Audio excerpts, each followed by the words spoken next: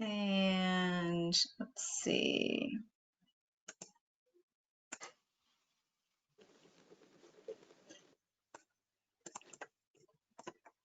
Fancy.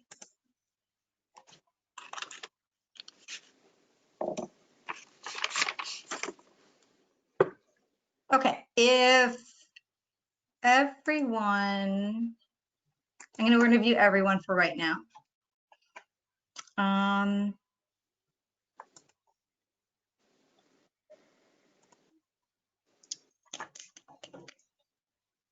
We've got about a minute.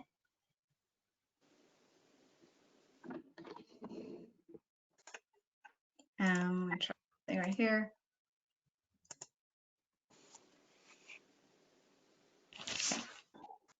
That's what I'm going to do.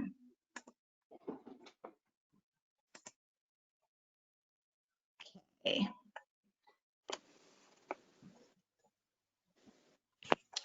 According to my watch, it's 2:30. So why don't we begin?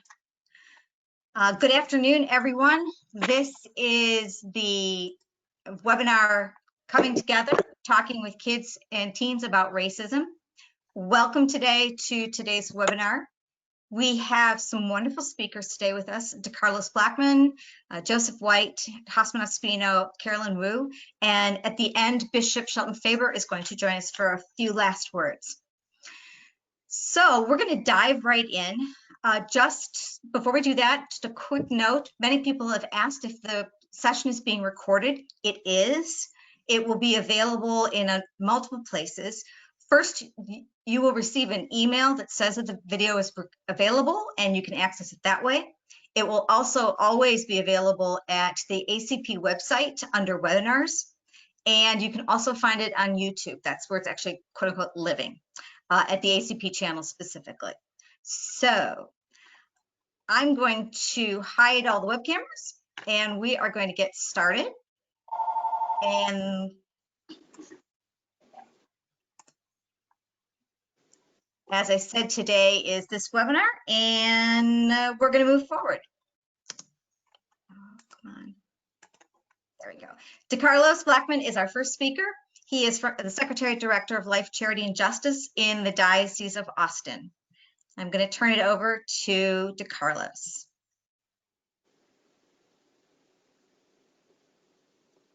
Go ahead, DeKarlos.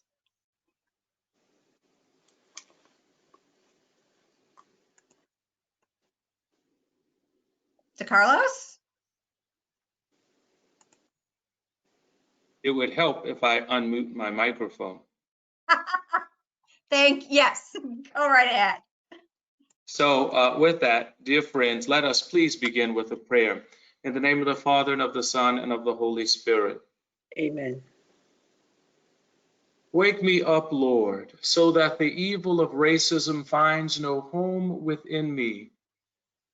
Keep watch over my heart, Lord, and remove from me any barriers to your grace that may oppress and offend my brothers and sisters. Fill my spirit, Lord, so that I may give services of justice and peace. Clear my mind, Lord, and use it for your glory. And finally, remind us, Lord, that you said, "Blessed are the peacemakers, for they shall be called children of God." Amen. In the name of the Father, and of the Son, and of the Holy Spirit. Amen. Brothers and sisters, I am privileged to serve in the Diocese of Austin as the leader of a secretariat whose very mission is to help the faithful to strive by common effort to promote the execution of apostolic work and Catholic action. I think it's important to realize that while the Church is diverse, there is equality in baptism, and by virtue of that baptism, each of us has been made sharers in the priestly, prophetic, and royal work of Jesus Christ. The whole Church must continue to take seriously the call to engage in the efforts of evangelization, to exercise works of piety or charity, and to animate the temporal order with the Christian spirit. As this session today is about engaging young people on the topic of racism, let me say, when we attempt to address racism with young people, do not be afraid. While yes, this is an uncomfortable topic for many, many people internally, you should accept that you do not and you will not have all the answers. However, I suggest that we begin speaking about the sanctity of life.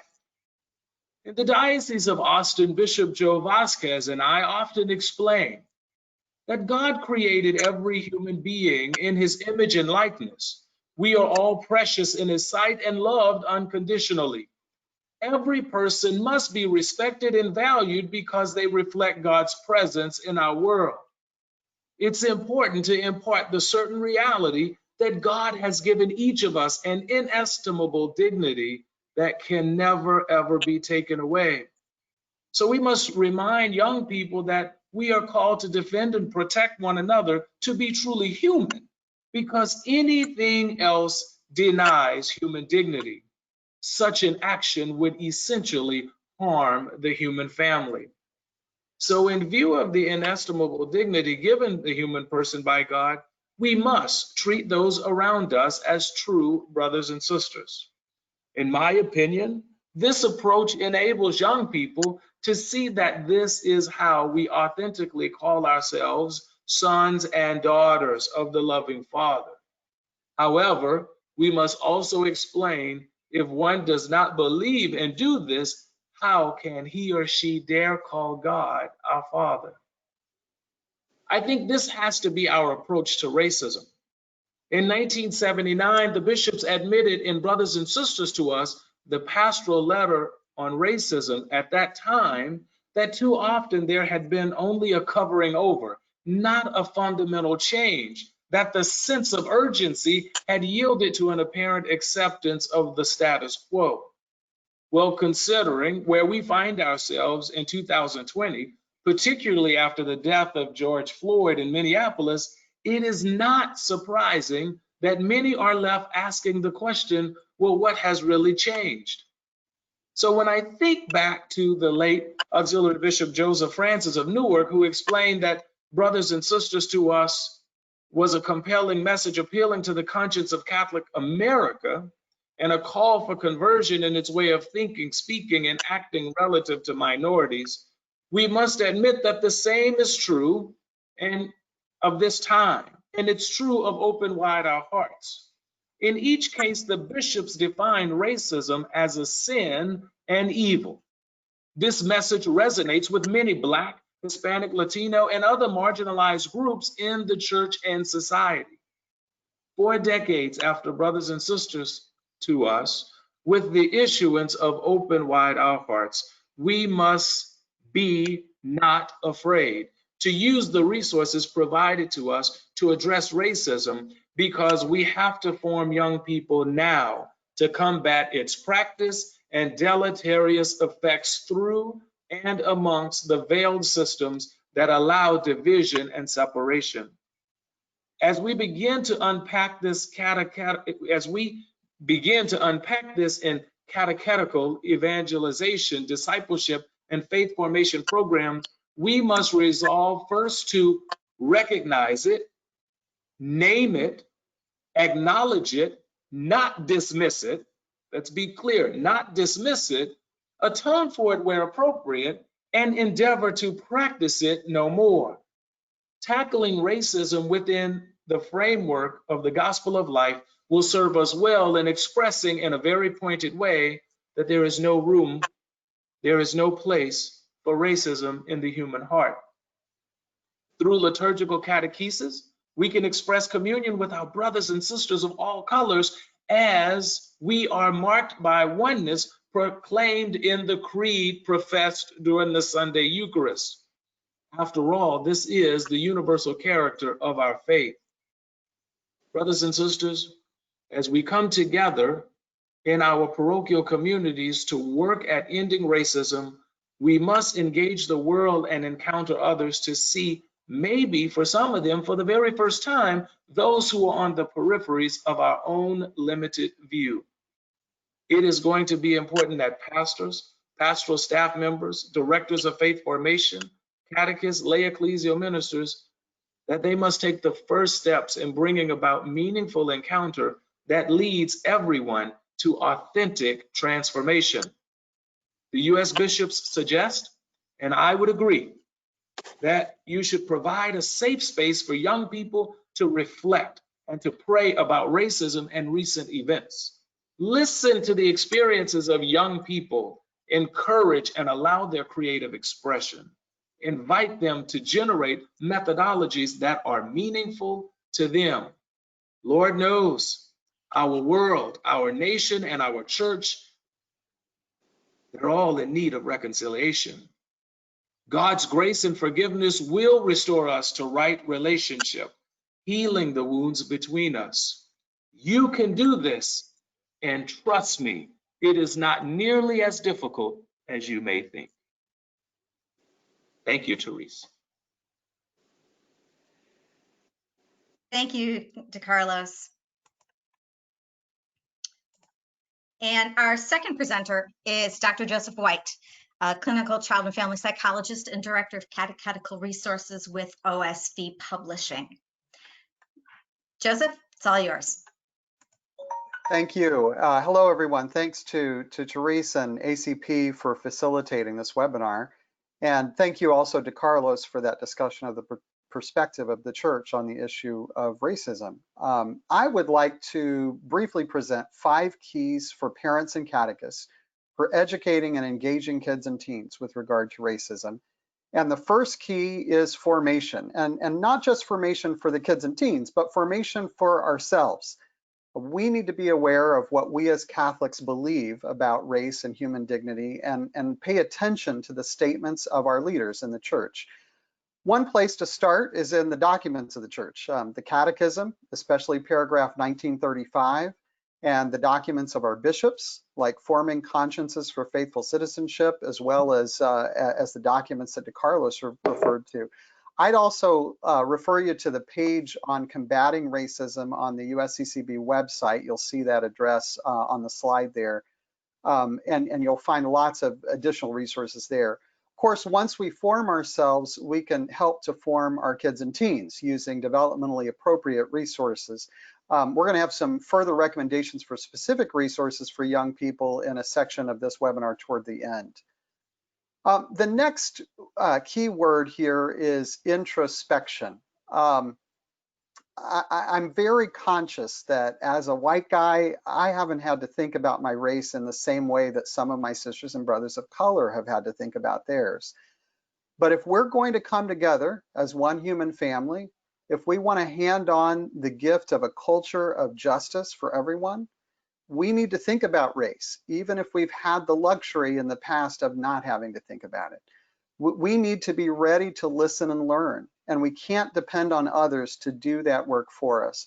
I want to speak for a moment, especially to my fellow Anglo brothers and sisters, and say it's not the responsibility of our brothers and sisters of color to do that work for us. It's time we educate ourselves about racial disparities and the experiences of people of color. I know that many people are doing that right now. All 10 of the top 10 bestsellers in the US this week on the New York Times bestseller list are about the issue of race. Once we educate ourselves, it's important that we do some introspection, that we do some examination of conscience and ask ourselves, how might I have unintentionally contributed to an unjust system, either by participating in it or by taking it for granted and failing to act as an ally to persons of color. In very practical ways, we can also encourage kids and teens to ask these questions, and we can encourage them to be thinking about who do they include and exclude in their peer groups at school, for example. How do they join in or intervene or fail to do so when they see somebody being treated unjustly? Today, we're going to provide you with a free resource to help get that conversation started. You'll see it there in the GoToWebinar control panel under handouts, and I'll talk a little bit about that when we talk a little bit more about resources. The next key is representation. We need to be aware of how we are representing people of color in the curriculum and media that we make available to children and teens. Do children of color see themselves in the saints that we hold up as examples? Do they see people who look like them? Do we send the message that the stories of people of color are important and central to our story? Or do we give the impression that these are afterthoughts or add-ons in some way? That representation of persons of color is important for everyone, because social psychology teaches us that the more exposure that we have to differences, the less likely we are to fall into stereotypes. The more we get to know individual people within a group, the less likely we are to paint everyone in the group with a broad brush. I want to go on to the next key now. The next key is conversation. Facilitate conversation. One of the great things about the forthcoming new general directory for catechesis that we're going to get in Italian at the end of this month and then in English later in the summer is its description as the art of dialogue as a topic of catechesis. And I don't think, never in my memory was that point needed more than is needed right now. That the art of dialogue is a major topic of catechesis. How do we talk with one another? How do we share our stories? How do we listen to others? And listen for understanding, not simply listen for responding. These are skills that we can teach not only ourselves, but also our children. How do we wait and let somebody else finish speaking? And how do we focus on what they're saying instead of what we want to say in response? How do we show that we've heard them and express empathy to them? These are all, I think, important topics, and I think more and more they are topics for catechesis as well. And then finally, the fifth key that I'd offer is to lead children and teens into action that they can take to build a more just society that respects the dignity of each individual. And I think that action we can see in a few different ways. We can see certainly personal action as we do our own introspection, our own examination of conscience, and we think about what am I called to do in the particular situations I find myself in. Also, as we discuss these issues with our families, to talk about, what can we do as a family? Again, that resource that I'm going to point you to at the end, that free resource has some facilitation of thinking about personal action and family action.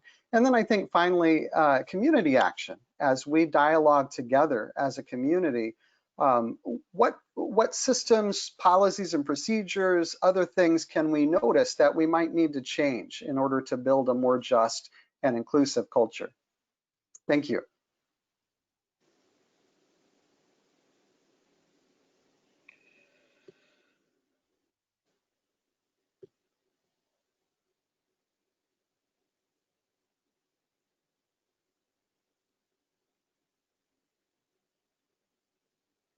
Did we lose Therese?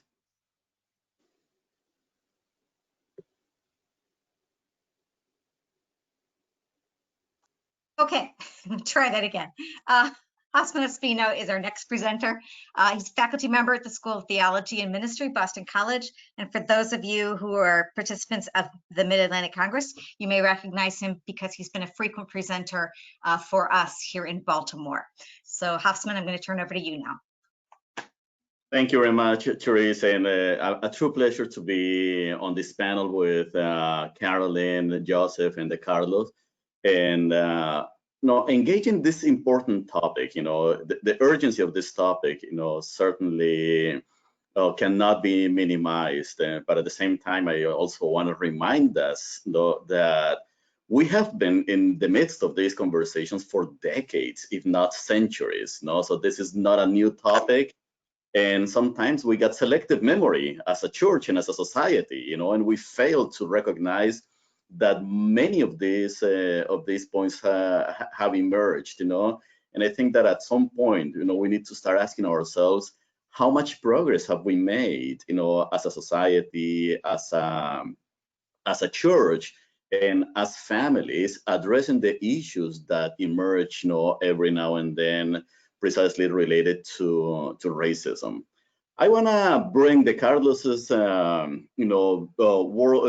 framework into the context of the Latino community and the points that Joseph has shared. I guess that let's treat my few minutes of presentation as a case study. No, as a Latino, I'm raising two children, and these two children are growing up in America, in the United States of America, and they are seeing, they are witnessing all these matters. So I, as a parent, along with my wife, have the responsibility to ask ourselves, one, what kind of society, in church are inheriting our Hispanic children, And that's an important question because if we tell them that they need to be good citizens, that they need to be engaged Roman Catholics, that we want them to be Christians, serving and building the common good,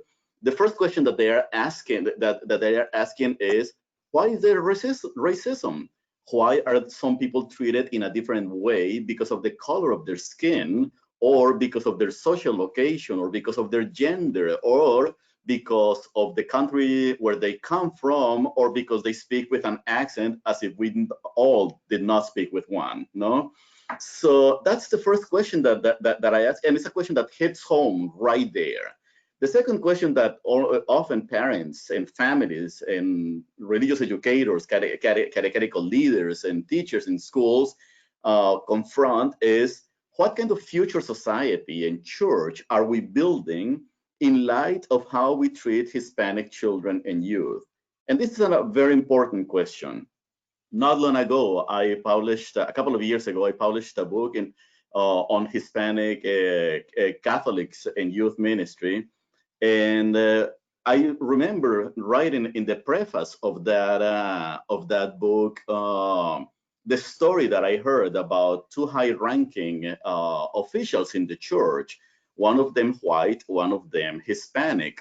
One of them, the white church leader, told the Hispanic leader, "I'm very worried about my diocese because Catholic, the number of Catholics is declining, collections are down, and we are closing churches, and so on and on."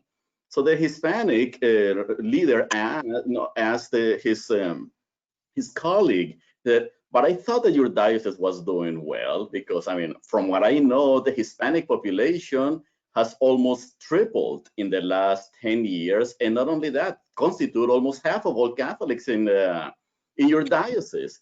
And the answer of the white pastoral leader was, "Well, if you count Hispanics, that's a different story." And that's exactly where I want to begin, If we treat, people of color, whether we are Latinos, Black, Asian, Native Americans, immigrants, refugees, and so on, as a different story, that's where the problem begins. That's our challenge, because in many situations, in many contexts in our society, minoritized groups are considered or are rendered invisible, whether it's in the structures of the church, whether it's in the way and in the programming of our parishes and schools, and even in our society, who gets elected as a leader of a state, or who gets elected as the leader of a country, who gets elected to run to be a mayor in a city, who is hired, who is not hired in a particular institution. Well, as Roman Catholics, we need to ask ourselves those questions, because that's where the conversation begins. If we could go to the next slide. I think that I want to present the next points quickly as young Hispanics and the conundrum of belonging in a society that is marred by racial prejudice. And the first thing that I see a lot of young Latinos, Latinas, particularly and children, is dealing with the question of being in between. Are they really or truly Latinos? Are they truly Catholic? Are they truly American? And being in that in between poses a major challenge, vis-a-vis identity, because on a regular basis, our young children, our young Hispanic children and minoritized children have to work twice as hard to defend who we are and to affirm who they are. In many contexts, both in church and society, being Hispanic is treated as a deficit. So because you speak Spanish at home, therefore you need to learn how to speak English outside. Why? Because you are not completely, no, you're not fully white. Therefore, you have to learn how to act white in society. And keep in mind, I'm defining whiteness in a broad sense as a construct, you know? Or as the bishops of the United States of America have indicated, Latinos are a gift to the church in the United States, as is everyone who constitutes the church in this particular country, white, Hispanic, Black, Asian, Native American, and anybody else. So our young children are confronted with the question of racism and racial, ethnic, and cultural prejudice, you know, living in a complex society while living complex lives, constantly negotiating who they are, why people treat one group this way and another one in a different way, in light of, you know, skin color, or in light of culture, or in light of the language they speak. And it is imperative for parents to have these conversations. I think that Joseph is absolutely right, you know, and DeKarlos at the beginning were indicating, these are conversations, when we speak about children and youth, these are conversations primarily for adults, because it is up to us how to accompany these young women and men. So what I'm saying is that this particular situation that has brought us into this webinar is not a new question. However, it's an invitation to renew our commitment to engaging in these conversations as parents, as religious educators, as adults, evangelizers, and to make a preferential option for those people who are coming behind us. Let's keep in mind that about 60% of Catholics under the age of 18 in the United States of America are Hispanic, and about other 20–25% of young Catholics are Asian, Black, you know, Native American, and we got this beautiful diversity that is transforming Catholicism from the grassroots. Yet we must definitely, you know, make that preferential option and understand. And finally, who is going to help us with those changes? Young people, particularly young people of color, whom I'm calling gente puente, bridge people, because they are at the forefront, you know, of these dynamics, and they are drawing from those experiences. We must listen to them. Thank you, Hosffman. Our final presenter, it will be Carolyn Wu.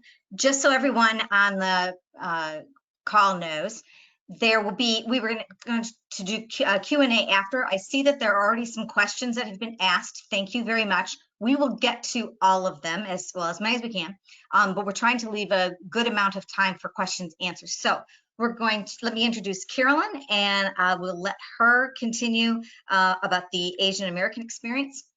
Carolyn is currently the President's Liaison for Energy Transition at the University of Notre Dame. Some of you may recall her from her tenure as the CEO and President of Catholic Relief Services located here in Baltimore. Carolyn, I'm turning it over to you. Thank you very much, Therese, and all the panelists. And I feel like I'm almost going to repeat everything that Hosffman just talked about. But I'm going to begin with, you know, the topic says how to talk to kids and teenagers. So I just want to recall, I recall the first conversation I talked to a young person about race is my nephew. And this is almost 40 years ago. My sister-in-law is Caucasian. My brother, of course, is Chinese. So my little nephew, I think he was less than 3 years old. We took him to Chinatown and we started pointing all things out to him, which are Chinese, you know.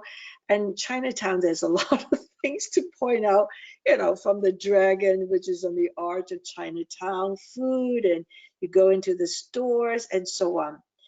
At the end of that night, he said, I got it.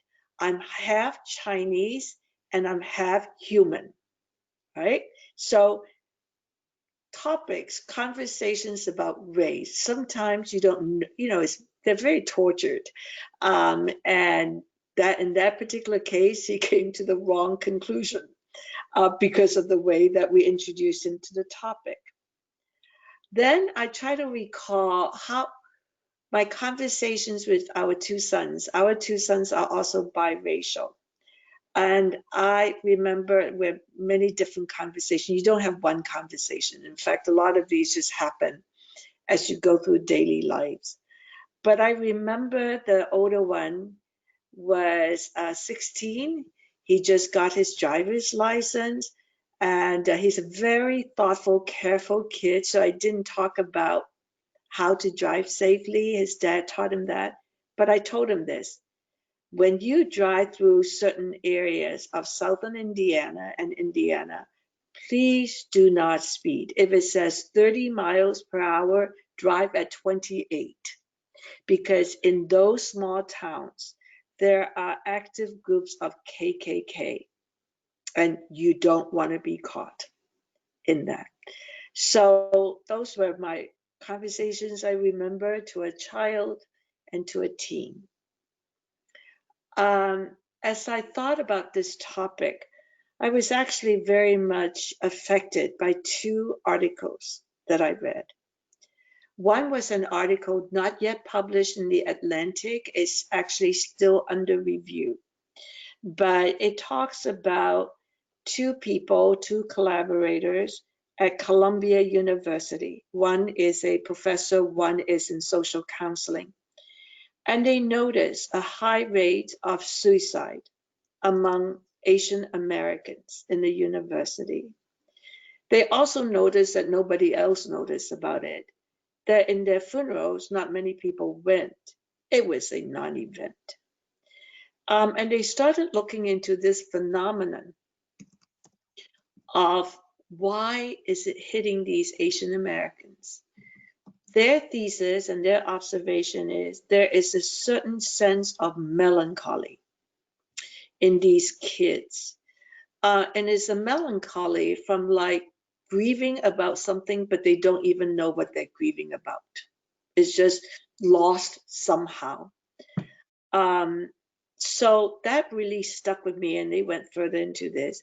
The second article that I read, and I'm sure you are running into these articles, that the opposite of a racist is not a non-racist. Somebody say, I'm not a racist.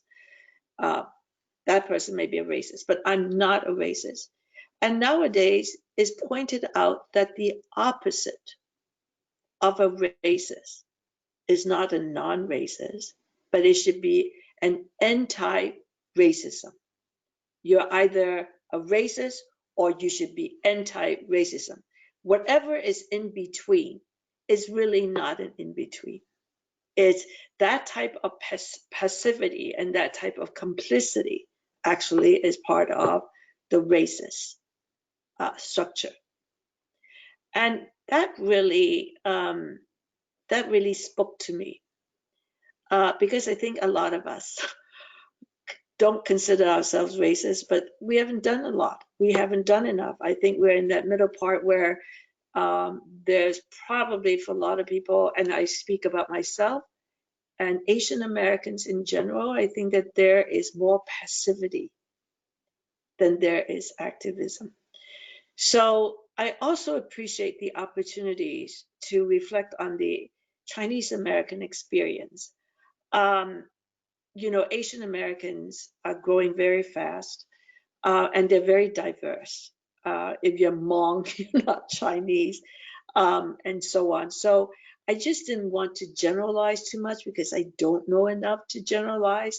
So I thought, you know, I have a little bit of a platform to talk about the Chinese American experience and reflecting on those two. One is, what is the context of how Asian Americans engage and develop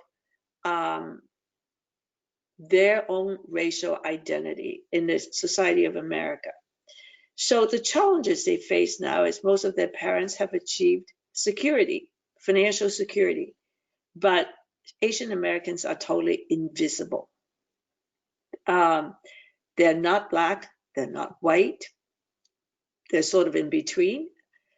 They are not Chinese. Very few of them really know their Chinese history, and they're not American, so they're neither.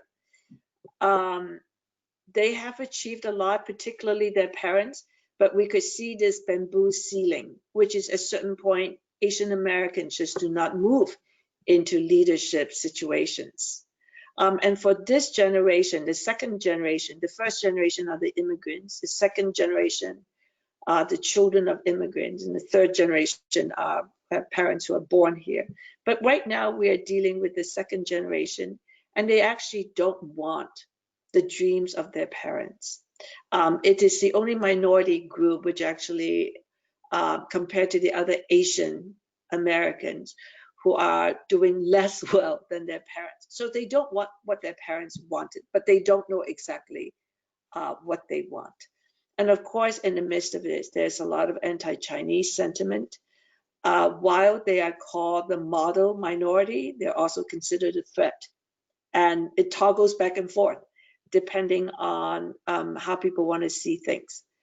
And so there is that whole space where they are just nothing.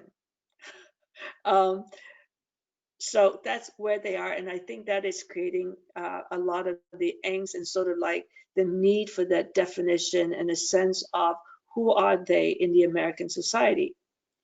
My next point then is really about choices that they will have to make. There are some choices. They no longer face the same type of challenges the immigrants do, their immigrant parents do. They have mastery of the language. They understand the culture. They have their wherewithal into the system of education and professions. So their choice now is, do they choose still to be guests, or do they choose to be citizens of this country? Their parents, they may have green card, they may have citizenship, but mostly they operated as guests. And what is the difference? Well, guests behave themselves very well. They don't ask for anything. They don't make demands. They are happy with whatever they're given, and whatever is not given, they will just work harder for it. So they're grateful to be here.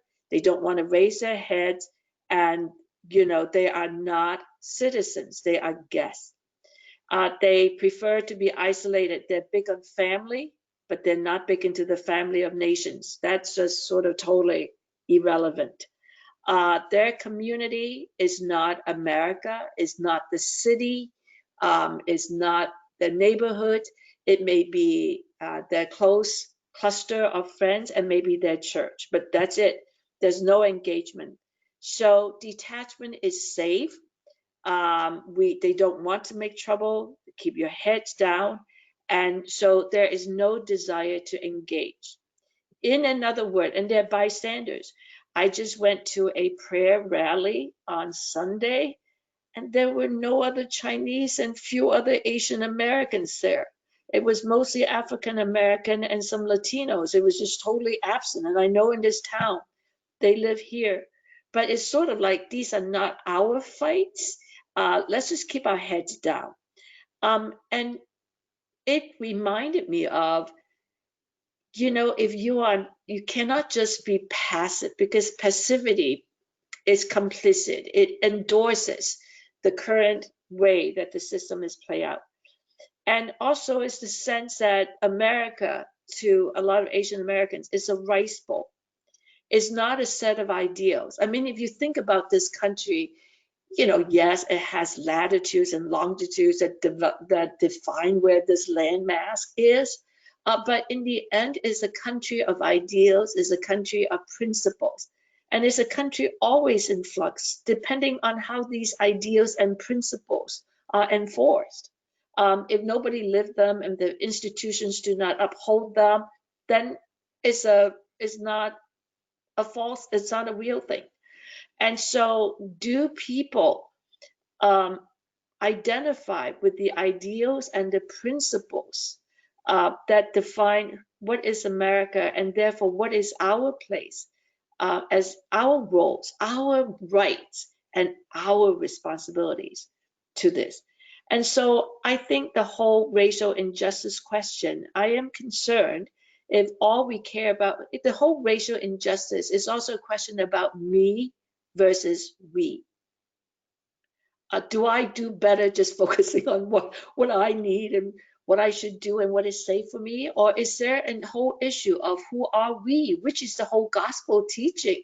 It's about we that is very important. Is it about just heads down and do some more for myself? Or is it about providing a hands up to other people? And why should we do that? This morning, I had a conversation with a journalist, and I'm going to end there. She said, Carolyn, I now accept the fact that I'm a white woman and I don't understand other people's experiences. And she said, can you tell me what it is like as an Asian American woman? Because I certainly don't know that experience. And I said, stop.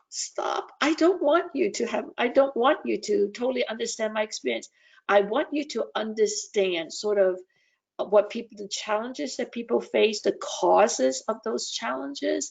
But I said, more important than understanding my experience, I said, we should just think about that. We actually know each other. You know me, because we all want the same things. I cannot say I know the experience of an African American. Intellectually, I try to understand these issues. And I think from the sense of faith and values, I try to identify what is right. But I cannot tell you that I walk out of the house understanding what it is to be a Black woman. When I moved to Baltimore, I live in an African-American neighborhood. So I went to the same clinics that African-Americans go to. And that was quite an experience for me because I just sit there and observe. But I said, more important is that we just need to know that we all want the same thing. We just have to work with, what I want for my children in a way of safety, opportunity, access, dignity is the same thing that I'm sure my African-American friends want. And that's enough for me, that we could all work for the same thing.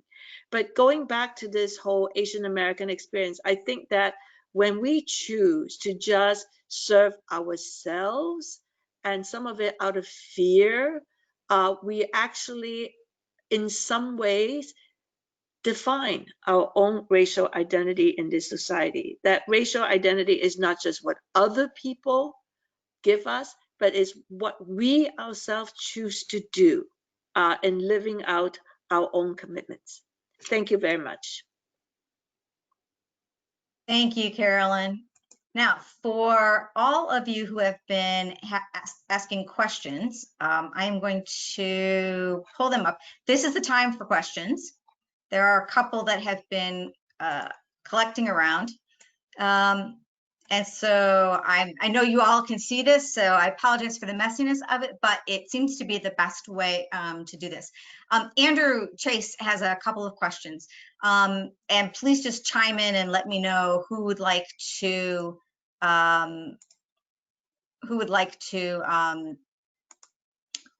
speak to each one of these. The first question is, how are we defining racism? As a Christian educator and experienced adult, I say it's acting poorly towards someone based on something that is beyond their control, that is skin color, birth defect, etc. And second part of the question, why isn't white recognized as a color? Somebody want to tackle that?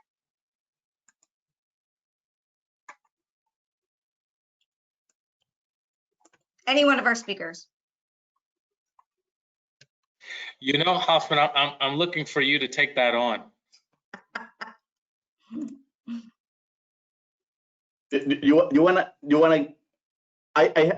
My answer is gonna be nuanced, Okay, so just there are books, entire libraries that about this, and I will not do justice with any particular definition.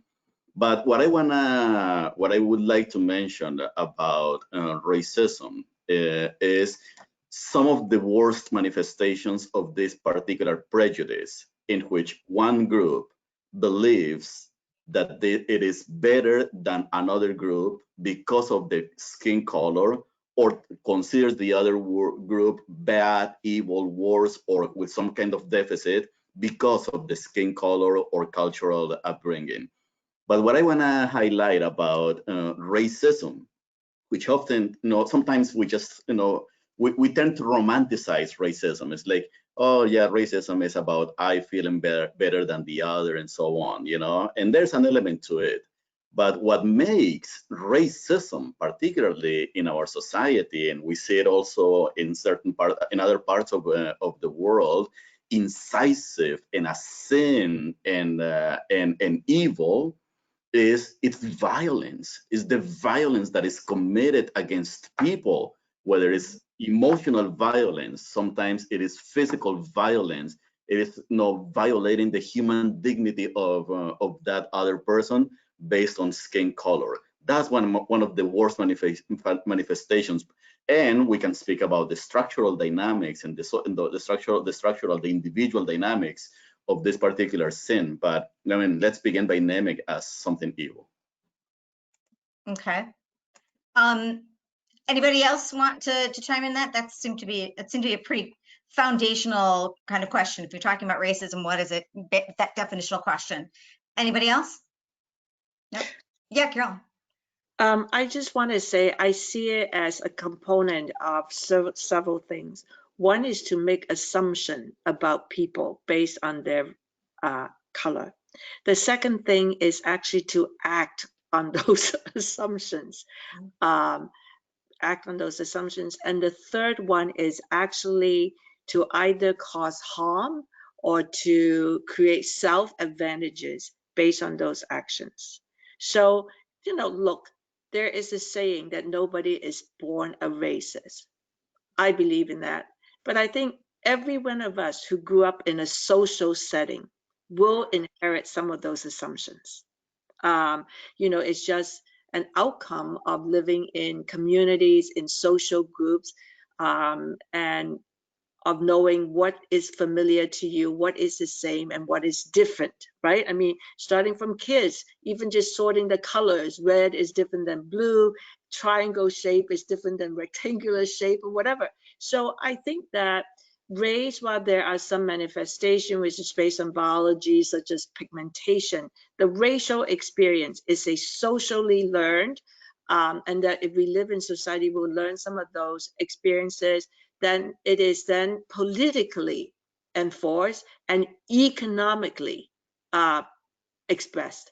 And so it's, knowing, and we all have to be humble about this. We talk about this because we all have these biases that we don't even know we have, number one, but we don't have to act on it, right? It's a choice. And particularly people who have had some level of education is to actually be conscious, wanting to be curious about what your prejudices are and your biases, and then engaging people to understand, but acting on it particularly in a way which is destructive of others and advantageous to ourselves. I think that really locks up that particular phenomenon. Cool. Let's move on to this question. This is a great question. I think, Joseph, this probably is one to throw to you. How do you speak to kids about what they see in the media and how to decipher the truth? Oh, well, in general or around this topic? Let's start with this topic. That's a big question. I think many children have had some experience of racism and many children haven't. And so I think when kids are seeing right now on the news the large demonstrations and they're saying, why are all those people out there? What's going on? I think one of the things that we can say is that people are speaking out, people are protesting because sometimes in our society, people are treated unfairly because of the color of their skin. And the people that are out speaking out about this and peacefully demonstrating about it are people who are saying this is not right and we want to see a change in our society. And it might also be a good good lesson for kids about what do we do? How do we raise our voices in a society like ours whenever we see something that's unjust? I think there have also been some instances of violence associated with some of those demonstrations, and sometimes that's getting a lot of media play, or the destruction that's coming. And I would want to separate that for kids. Number one, I think for young kids to see things that are violent and destructive on the news can be very troubling for them. So we want to kind of gauge at what level are they able to understand that, and how do we need to moderate that kind of thing. But I don't want to let some of those few instances overshadow what has been the largest political demonstration across the world in our lifetime. I mean, many people coming out and peacefully demonstrating and speaking their minds. And I think that's always a great thing for kids to see. Mm-hmm. Good, thank you. Thank you.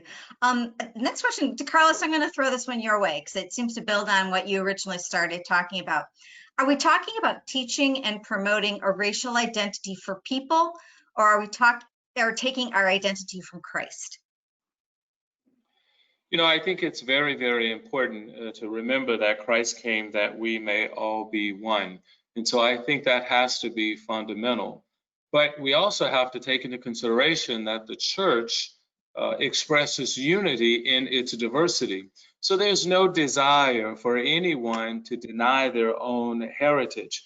I remember speaking to a priest as we were going through the encuentro process in our diocese. He called the pastoral center. He wanted to know who to talk to say, I don't have Hispanic ministry in my parish.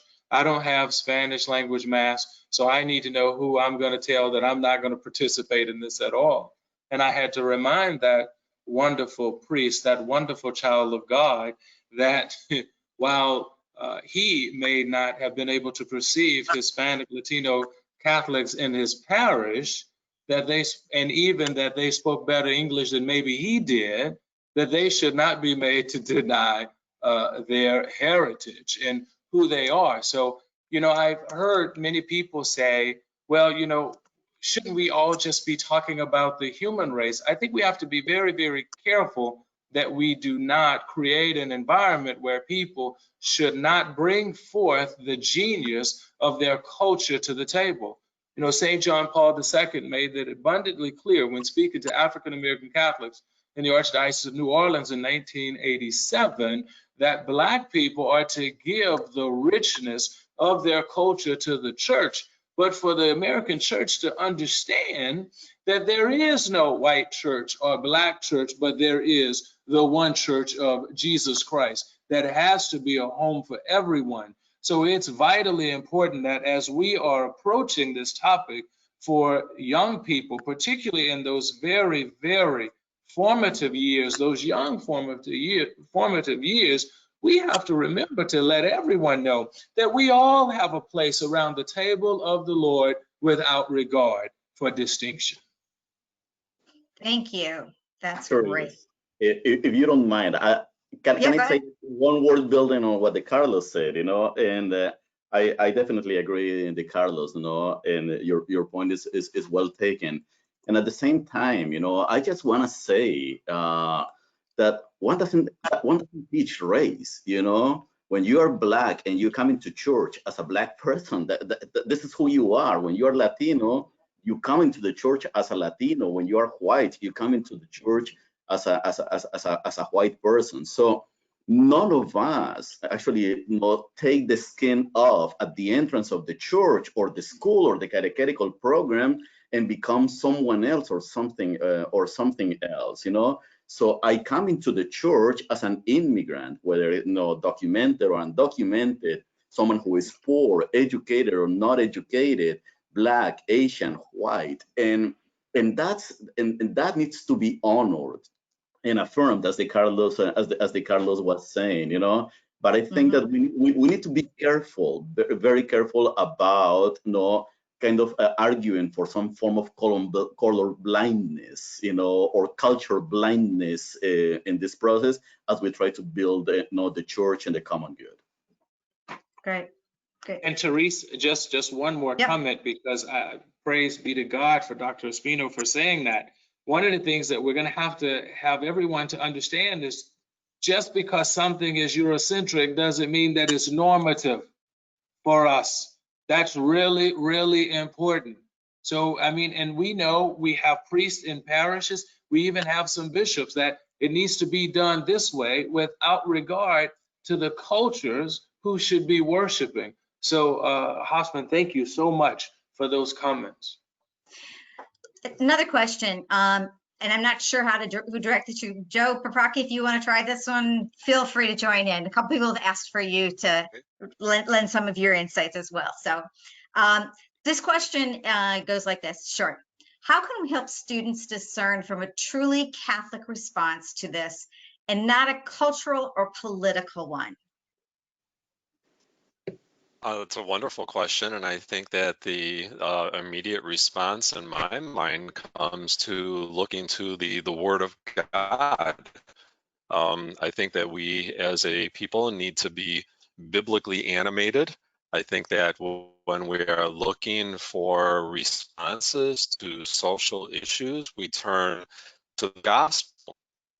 And I think too many of us are too quick to fall back on our political leaning and perhaps our even an ideology when we need to recognize that our greatest identity is our baptismal identity as a child of God. And so we turn to the Word of God to find out what are the fundamental principles that God is teaching us about one another, that every person is made in the image and likeness of God and is deserving of dignity and respect. And then with that foundation, how do we go from there? We can still perhaps end up with different policy opinions, but we will be on the same page as far as recognizing everyone as our brother and sister. Joe, are there any particular, for example, gospel stories or parables that might be particularly instructive for parents or those working with young children to help kind of dive into that gospel-based approach? I think any of the stories where Jesus goes to the outcasts and goes out to the limits of our society and reaches out to people. I think the Gospel of Luke is filled with wonderful stories of people who are normally not in the center of the story, the dominant story. Women and Samaritans and tax collectors and children and so on. I think that one of my favorite lines, this is going to sound strange, I love this line, and I forget exactly which gospel it's in, but it talks about Jesus having to return to Galilee, and it said that he had to go through Samaria. And anyone who's been to the Holy Land knows that there are a myriad of ways to get back to where he wanted to be. But he had to go through Samaria because that's where he needed to reach out to people. And so I think, there are so many stories. I would turn to the Gospel of Luke and just, start fingering yourself through those pages and find such wonderful stories of people who don't normally fit in, but Jesus finds a way to make them the central part of the story. Thank you. Unfortunately, we're not going to be able to get to all of the questions. We have a few minutes left, and I want to make sure that we get a chance to go through the resources. So we're going to move ahead. Sorry about that, folks, with that section. And I think resources. DeKarlos, this was one on your list. Why don't you just say a little bit about that? I think that it's very, very important for people to actually read the pastoral letter against racism, Open Wide Our Hearts, the enduring call to love. And the title really says it all, Open Wide Our Hearts.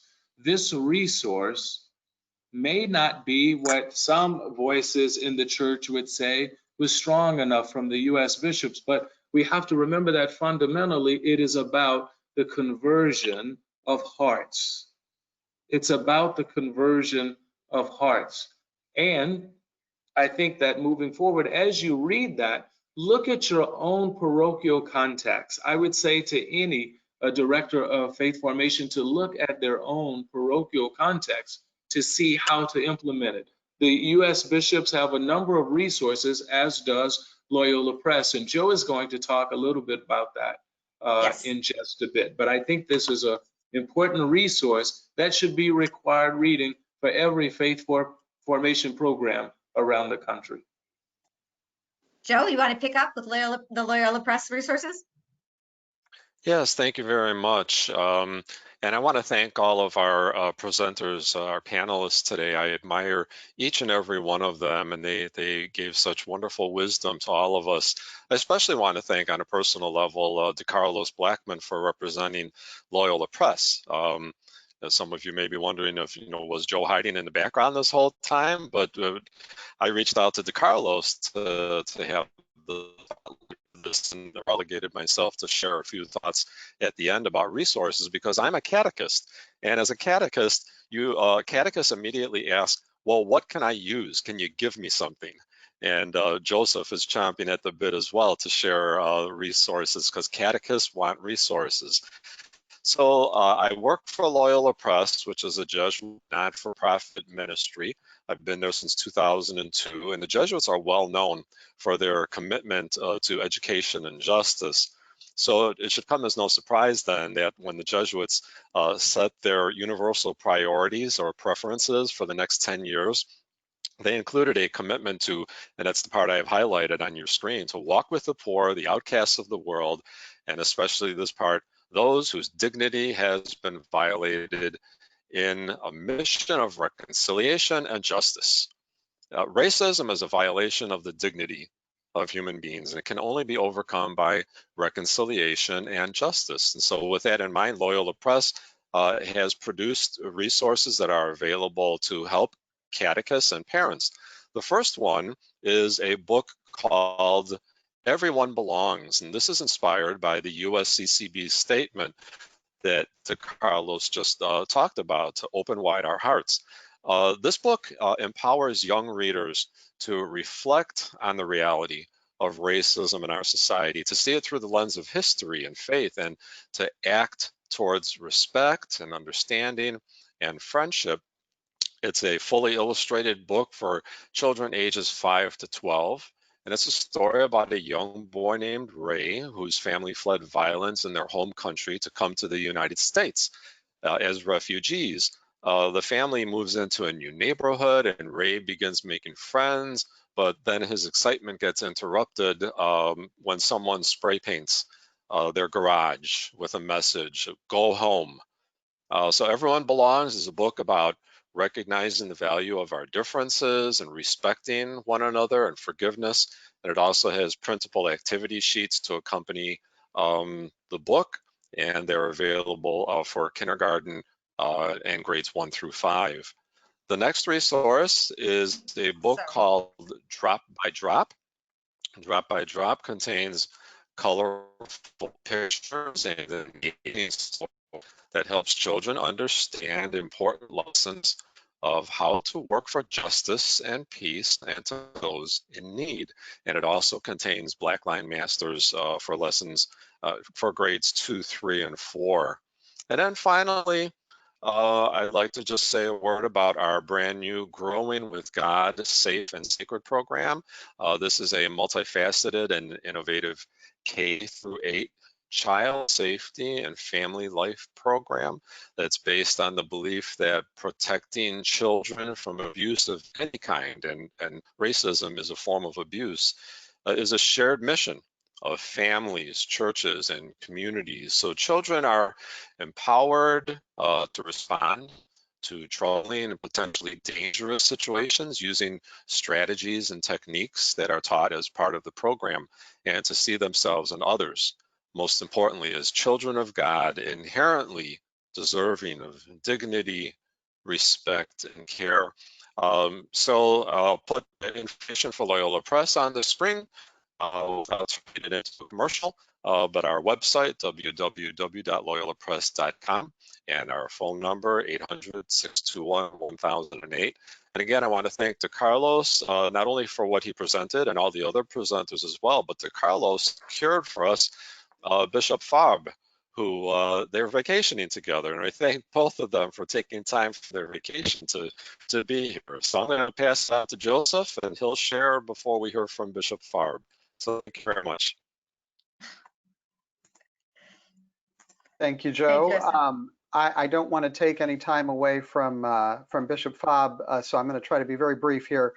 But I want to thank my fellow panelists, and I'm really everything that folks have said today has been very helpful. I want to remind folks that we have a 2-page resource on racism and human dignity for family discussion and action, and you'll find that in the handout section on your GoToWebinar control panel. You can also find it on osvcurriculum.com. In the scrolling top of that website, we have a banner that's scrolling that links to this resource as well. It's available in English and in Spanish. This comes from, it's adapted from one of the upper grade lessons in our Alive in Christ series. And one of the things we tried to do in the Alive in Christ 1st through 8th grade series is really incorporate the principles of cultural competence as we put that series together. Hosffman, I want to thank you for your contribution to that. He's on our advisors, and Hosffman contributed greatly to making sure that we had a culturally responsive curriculum, and I think you'll see that in this free resource as well. Also, some of our children's books that I want to make you aware of, the Tiny Saint board books, where we really made a particular effort to represent cultural and racial diversity in the saints that we held up for our youngest children. Again, we want all children, all Catholic children, to see themselves in the saints and to know that people of all cultures and all races are central to our Catholic story. You'll also see a book there called God Made Me, just promoting that positivity to young people about how they are made and God's genius in making each of us unique and each of us beautiful.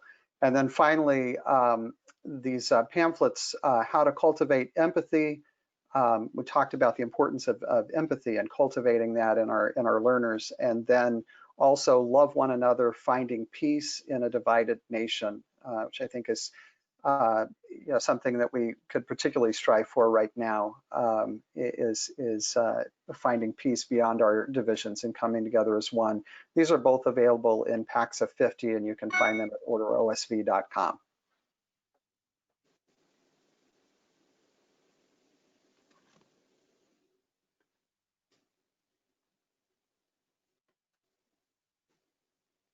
Hosffman, you have a whole series of resources here, some of them organization. Do you want to say just a couple words about that? Just briefly, I just want to bring attention to particularly the proceedings and conclusions of the 5th National Encuentro of Hispanic Latino Ministry. This is a process, a 4-year process led by the Conference of Bishops, raising awareness about how to embrace Latino Catholics, and with particular attention to youth and children. So it's an excellent resource. And then the other resources are some of the organizations in the country that actually are supporting religious educators, pastoral leaders to engage Hispanic youth in a much better way. And of course, my own book up there, I always put one of my books just to sell. It's okay. Shameless promotion, self-promotion is fine. And last but not least, before we get some final words, Carolyn, you have a couple of resources that you wanted to direct our attention to.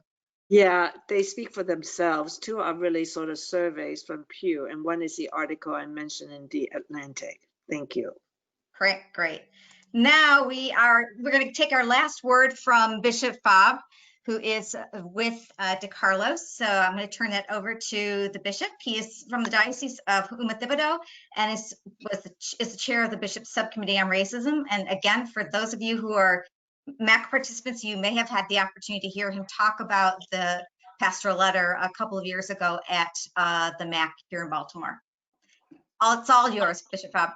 Well, thank you. I appreciate this opportunity to address you for a moment. I'm grateful to all of the presenters. Thank you all for bringing your voice to this very important discussion. I'm grateful to Hosffman, who is part of a consultant on the ad hoc committee. So I'm grateful for his insight offered here, as well as the ad hoc committee.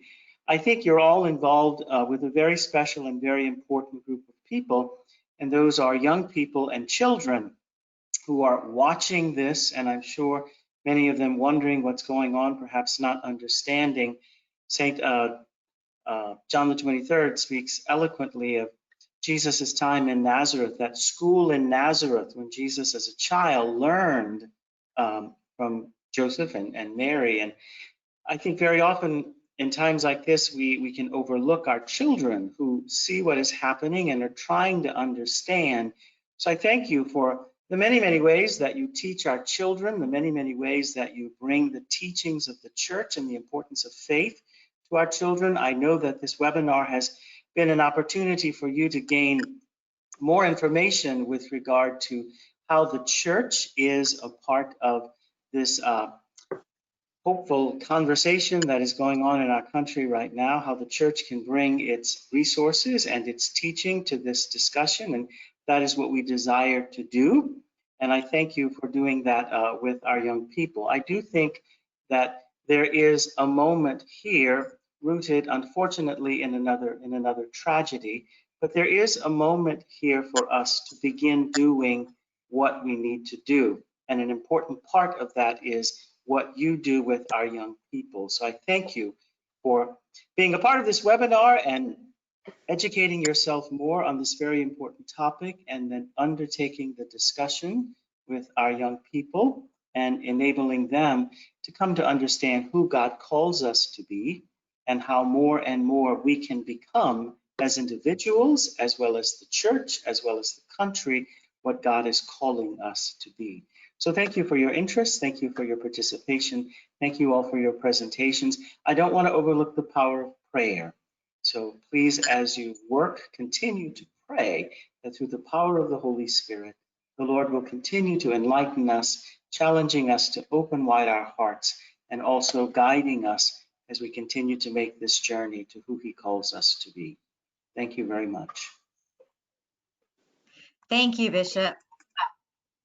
Thank you to everybody, our speakers, Loyola Press and OSV, for helping facilitate this, and for those of you who participated. A number of you asked questions about getting the slides, getting the video, getting the handouts.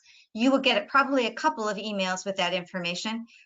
So we will be following up with you. Have no fear. They'll be available for you for a permanent location, so it's not going to disappear either at some time. Thank you all again, and we look forward to hopefully talking about this topic again next week in a different way.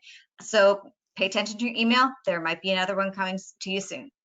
Thank you all again from the Association of Catholic Publishers. Bye-bye. Bye-bye.